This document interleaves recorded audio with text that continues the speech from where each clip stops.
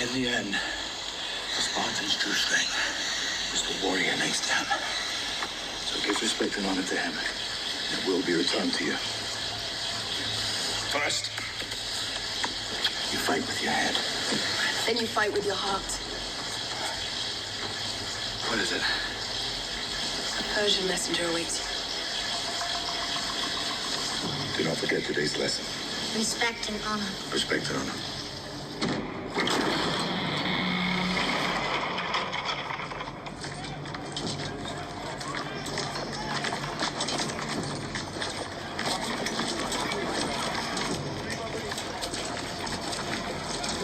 Councilman Theron, you found yourself needed for once. My king and queen, I was just entertaining your guests. I'm sure. Before you speak, Persian, know that in Sparta, everyone, even a king's messenger, is held accountable for the words of his voice. Now, what message do you bring? Earth and water. You rode all the way from Persia for earth and water. Do not be coy or stupid, Persian. You can afford neither in Sparta. What makes this woman think she can speak among men? Because only Spartan women give birth to real men. Let us walk to cool our tongues. If you value your lives over your complete annihilation, listen carefully, Leonidas. Xerxes conquers and controls everything he rests his eyes upon.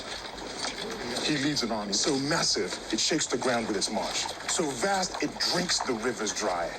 All the god King Xerxes requires is this, a simple offering of earth and water, a token of Sparta's submission to the will of Xerxes.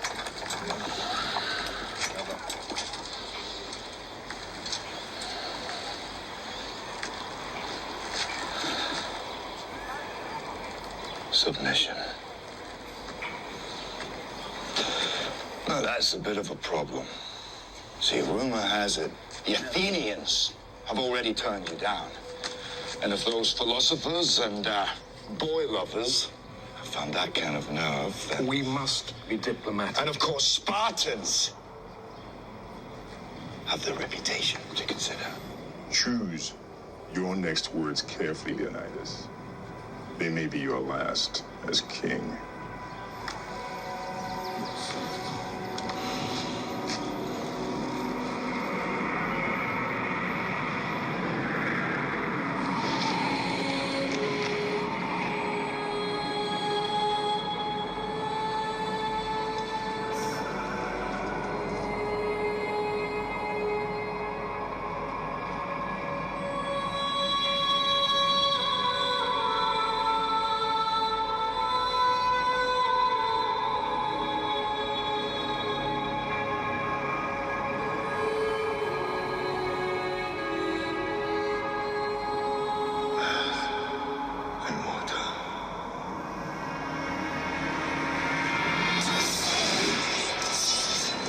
Madman. You're a madman. Earth and water. But you'll find plenty of both down there. No man, Persian or Greek, no man threatens a messenger. You bring the crowns and heads of conquered kings to my city steps. You insult my queen. You threaten my people with slavery and death. Oh, I've chosen my words carefully, Persian. Perhaps you should have done the same.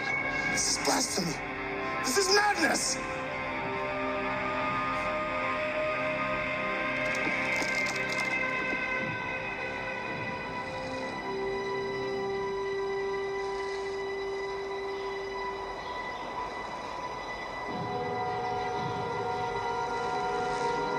Madness. This is Sparta!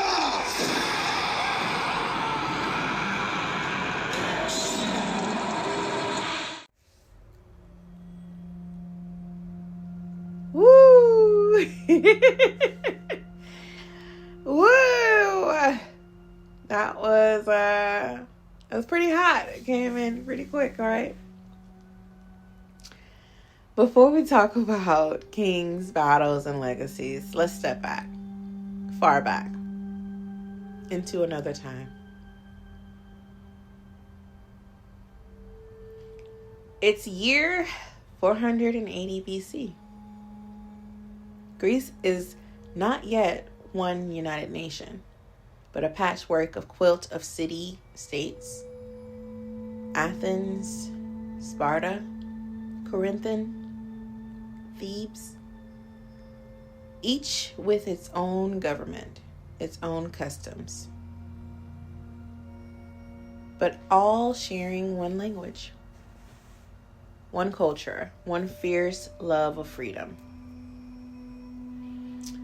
To be Greek in this time meant to live with a deep sense of identity, tied not just to your family, but to your polis, your city.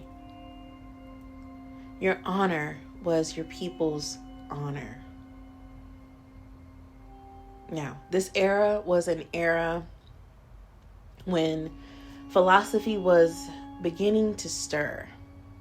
The roots of ideas that would one day shape the world. Debate, reason, discipline, and order were woven into every day. But for the Spartans, honor wasn't found in words alone. It was found in action, in discipline, in the training that shaped their very existence. Sparta was unlike any other Greek city. It was a society built on war. From the age of 7, every boy was taken into the agage, the harsh system of training that broke weaknesses and built warriors. Courage, obedience, endurance, these weren't suggestions, they were law. To be a Spartan was to be forged like iron. They're women too. They weren't unlike any other ancient world. Spartan women ran estates, spoke boldly, and told their husbands and sons the same chilling command before battle. Come back with your shield or on it. In other words, victory or death with honor, but never retreat in disgrace. And in this time, across the Aegean Sea loomed a shadow, the Persian Empire. Vast, unshakable, stretched from Egypt to India. Under King Xerxes, it was the greatest power on earth. For Persia, Greece was a stubborn thorn, a tiny collection of free states refusing to bow to the weight of the empire. And so, in this moment of history, we find that Greeks standing on edge of something greater than themselves. To be Greek in 480 BC meant living with both pride and fear, with culture and courage, with the understanding that at any moment, your way of life could be swallowed whole by an empire too great to number. It is here in this tension, this collision of worlds, that the stage is set for one of the most legendary stands in history. A stand not just of soldiers, but of spirit. The Battle of Thermopylae.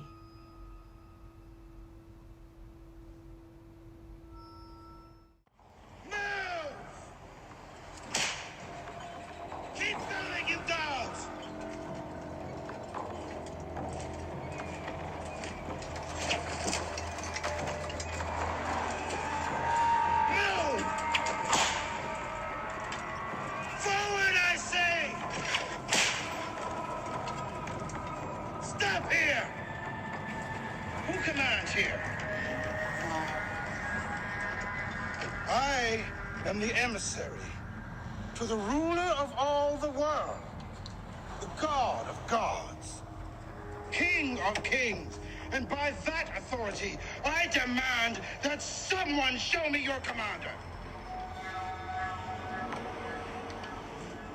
Listen, do you think the paltry dozen you slew scares us? These hills swarm with our scouts. And do you think your pathetic wall will do anything except fall like a heap of dry leaves in the face?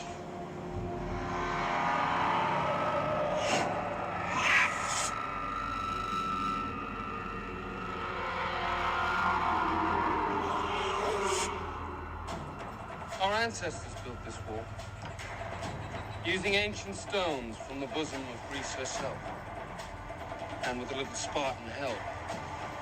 Your Persian scouts supplied the mortar.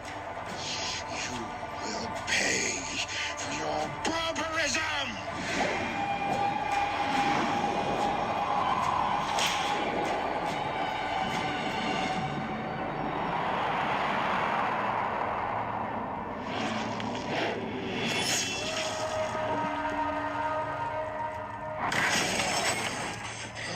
My arm!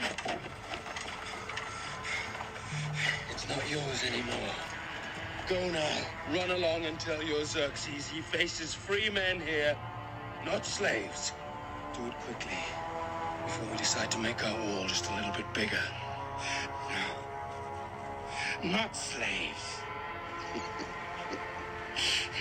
Your women will be slaves. Your sons, your daughters, your elders will be slaves, but not you. No. By noon this day, you will be dead men. 1,000 nations of the Persian Empire descend upon you. Our arrows will blot out the sun. Then we will fight in the shade. We keep coming in hot. Now that we set the stage of what it meant to be Greek in 480 BC, we turn to the fire that tested it all. The Greco-Persian Wars. The Persian Empire was not just powerful, it was colossal. An empire of kingdoms and peoples stretching across continents. King Xerxes marched toward Greece with an army ancient writers numbered in the millions. Today, historians believe that the number closer to 100,000, maybe more. Still, to the Greeks, it felt like the world itself was descending upon them. But Greece was not a united land. Rivals ran deep. Athens and Sparta distrusted one another. Other city-states found their own feuds, and yet in the face of Persia, a coalition formed. 7,000 men from across Greece gathered to make a stand. At their head was King Leonidas of Sparta, bringing with him 300 of his finest warriors. Now, the number 300 wasn't random. These weren't just any soldiers. They were the royal guard, chosen because they had sons, home to carry their own names. Leonidas knew this fight was more than a war. It was legacy. The Greeks chose their battleground with care, a narrow coastal pass called Thermopylae, the hot gates. Here, cliffs pressed close to the sea, leaving little room to maneuver. The Persians' numbers would count for less at this point. The Spartans would make the land itself an ally. For 2 days, waves after waves of Persian troops hurled themselves at the Greek line. And for 2 days, the phalanx, that shield wall of discipline and bronze, held strong. Spears thrust in unison. Shields overlapped. The Spartans drilled and from childhood moved as one body. They cut down attackers, pushed them back into the sea, and showed the world that courage could humble even an empire. Now, do not misconstrue my words here when I say that, I'm excited by this movie, because it brings so much depth to what it means to portray what it means to have courage. But betrayal came in the form of a man that named Aphiles. They portrayed this man in the movie as if he had a humpback, but he didn't. A Greek who revealed a hidden mountain path to Xerxes. The Persian used it to outflank the defenders. Leonidas saw the trap closing in. He dismissed most of the allied troops, sparing them from the certain death, but he and about 1,500 others, including the 300 Spartans and 700 Thespians, stayed behind. Here, Leonidas made his last stand. He knew the outcome. He knew death was certain. But he also knew something greater, that courage in the face of annihilation could echo longer than life itself. The final assault came swift and brutal. Leonidas fell struck down in the chaos of battle. His men fought on, surrounded, refusing to yield. Spears shattered, swords broken. They fought with their hands, their teeth, until they could fight no more. Their bodies fell at Thermopylae, but their stand became eternal. The Persians marched on, but the sacrifice of Thermopylae lit a fire in Greece. It lit a fire in Greece. It brought time for Athens to prepare for its navy. It gave courage to farmers, craftsmen, and soldiers alike. It proved to every Greek that even the greatest empire could bleed. Within a year, at Samais and Plataea, I am just butchering these words. I apologize. The Greeks would turn the tide, and Persia would retreat. And so the hot gates became more than a battlefield. They became a monument, a place where stone and sea bore witness to the power of honor, sacrifice, and the will to stand when standing cost everything. So, in the end, the Greeks, they showed something that more of us today would say as being courageous and not being able to stand in their shoes. But in that time, that was all they had. That was everything to them.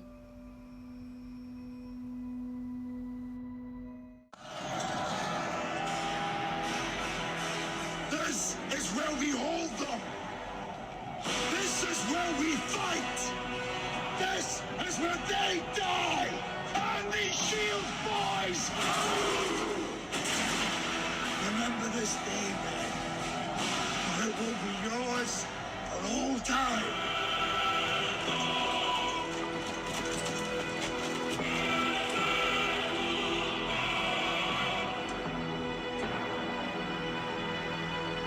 Spartans!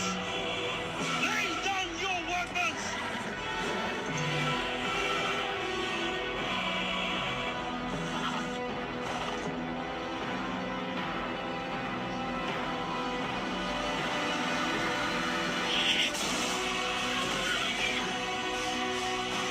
Persia!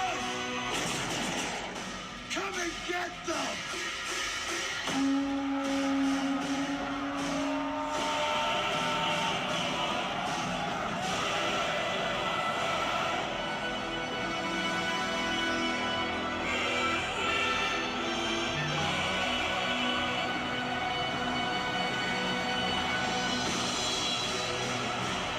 Hold! Give them nothing!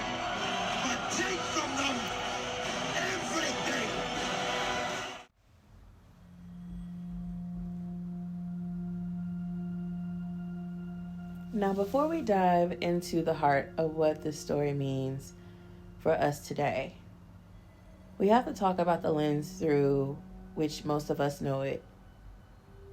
The movie 300, as I stated, aka 300. When it was released in 2006, it wasn't meant to be a textbook. It was based on Frank Miller's graphic novel. And graphic novels tell stories in sharp lines, bold colors, and exaggeration.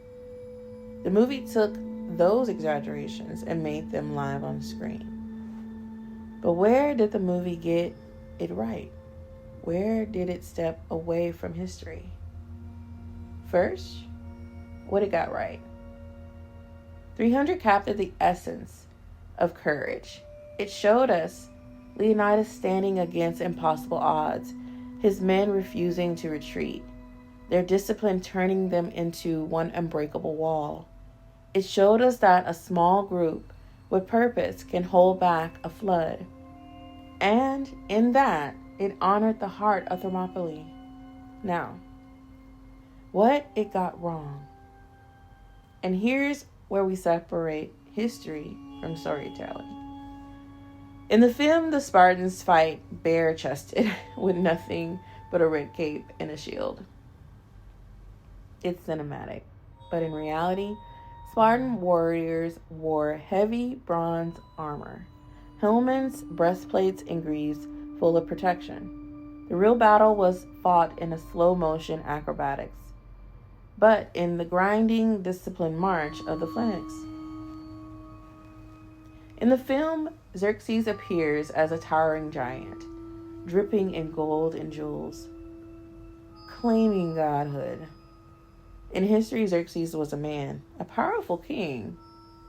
Yes, but flesh and blood, like anyone else. His army wasn't filled with monsters and mutants, but with soldiers, archers, cavalry, infantry, drawn from across his vast empire. But even the character of Ephides, shown in the film as a deformed outcast who portrays Leonidas out of vengeance, was in truth simply a Greek who gave away the secret mountain path for money. No disfigurement, just greed. So, why all the exaggeration? Why the stylized battles? The monstrous Persians? The almost mythic tone? Because the movie wasn't just telling history. It was telling legend. It was showing us the way the Spartans wanted to be remembered. Larger than life. Unbreakable.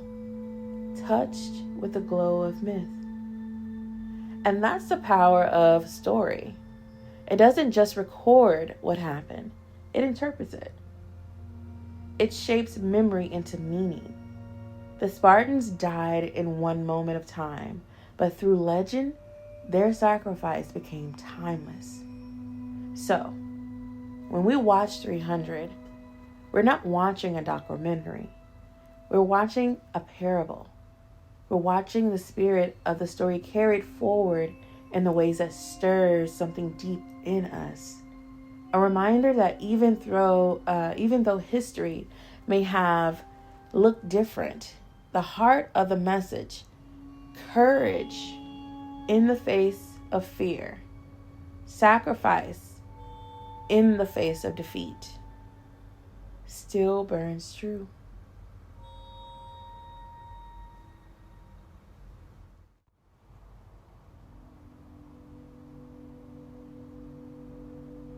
So I close with this. 300 was definitely a movie that caught my eye. Not just for the visuals, not just for the action, but for the cinematic drama, the weight of it, the way it breathed life into ancient story. It captured my heart. It gave me courage. It gave me the essence of loyalty. What it feels like to stand in a situation where loyalty actually means something. Now, yes, it didn't match the historical events perfectly, but it delivered the one thing that mattered most: them. The 300. Strong, courageous, standing against all odds, knowing they had very little, but still carrying everything they believed in. Because the goal was never numbers. The goal was knowing who you are, where you come from, and what you stand on. For the Spartans, that was their morals, their values, the legacy they carried for the families they left behind at home. From the time they were 7 years old, they were groomed for this moment. And when it came, they did not back down. King Leonidas embodied that from the very beginning. When the messenger came demanding earth and water, Leonidas knew the threat he carried. And he also knew who he was. Even his wife stood strong, advising to choose words wisely when coming into my house. That moment set the tone. Truly, this king, this queen, these people would not bow. And while Xerxes was painted as a god, king, dripping in jewels, monsters, and giants surrounding him, that was the point. Frank Miller's vision in the graphic novel, and then Snyder's on screen. It showed us the contrast of values. The Persians built their empire on idols and intimidation, while the Spartans built theirs on honor, courage, and legacy. That metaphor still resonates. I applaud Miller for how he captured that in the novel, and how the film carried it to us as viewers. I remember being in high school when it came out, maybe 9th grade, and it impacted me deeply, even now. I carry those images and lessons with me now, till this day. So I share this with you, my lilies, not just as a movie review, but as a reflection. Because like King Leonidas told his men, remember this day. Let them take nothing from you, but take everything from them. That's the spirit I want you to hold in your life.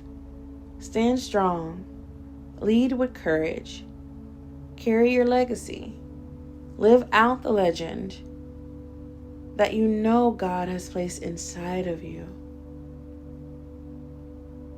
Until next time, keep growing, keep standing, and keep blooming where you are planted. Bye for now, lilies.